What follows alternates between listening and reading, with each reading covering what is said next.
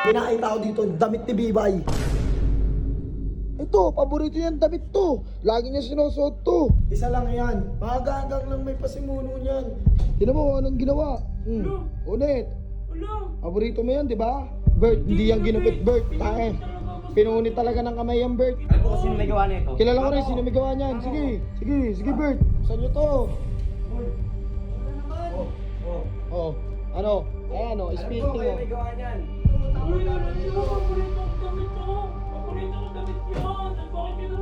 Bakit niya pinunit? Wala kayong mga puso. Kaya nga eh, mawala kayong awa sa tao. Bakit kailangan niyo sirain? Ha?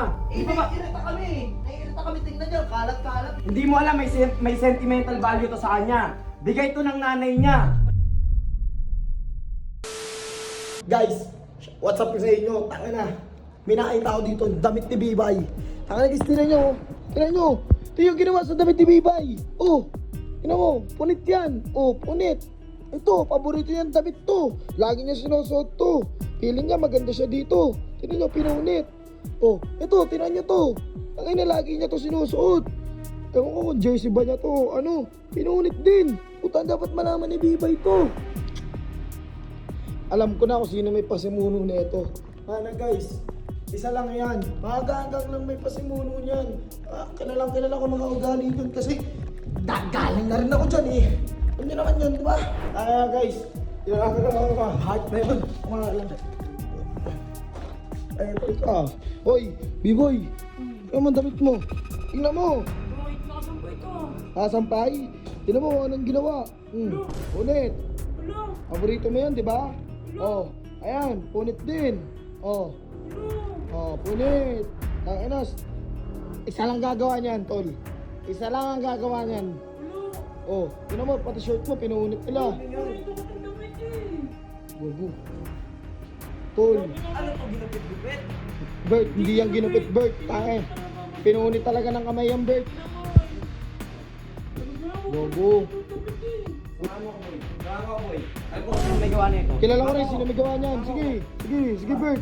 Sige, Bert. Puntahan natin yan. Puntahan natin yan. Ating mga balon na yan. Una, pinalayas tayo sa kwarto.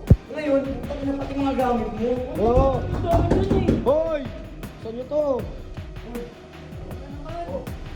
Oh. Ano? Ayan o, speaking o. Ano? Mabuta rin gusto kayo. Ha? Dapat kayo pumapasok dito naman kwarto ko ah. Anong pakialam mo? Dating kwarto namin to.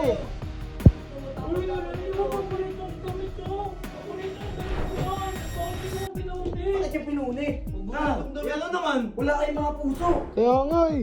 Mawala kayong awa sa tao. Babae naman yan eh, lalaki ka, kala mo ikaw, feeling babae ka din eh, no? Feeling babae Kala ka eh, mo no? babae ka eh. Di naman bagay sa iyo yung mga ganyang damit eh. Alam mo naman na ano eh. Bakit kailangan niyo sirain? Ha? Di ba ba? Naiirita kami. Naiirita kami, tingnan nyo, kalat-kalat eh. Tapos, ganyan pa mga suutan ng puta. Ano, wala kayong mga puso.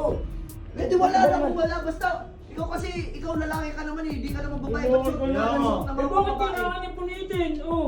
Eh ang pangit naman eh. Hindi mo alam may sentimental value to sa kanya. Bigay to ng nanay niya. Yung cemetery value. Hoy, ikaw bastos yung bunganga mo ha. Yan naman sa inyo. Bakit? Ang tatapang niya. Umalis na nga kayo. Bulbulin ko kayo eh. Tayo mo nga yan. Tatapang na. Ano ba, malis ha? Umalis ka kayo. Sige na, tara na. Iingay nyo eh. Ano to? Ang tatapang niyo ha. Ano ba sabihin ko? Wala na. Tangina, gago. Okay ka lang, kuya B-boy. Ha? Gago.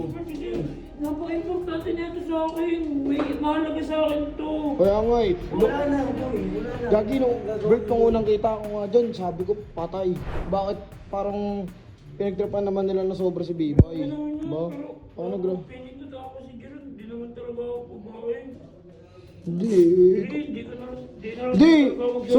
Hindi, sundin mo yung ano na. Sa masaya Oo. din. Paano nga? Ipunit na nga yung damit ko.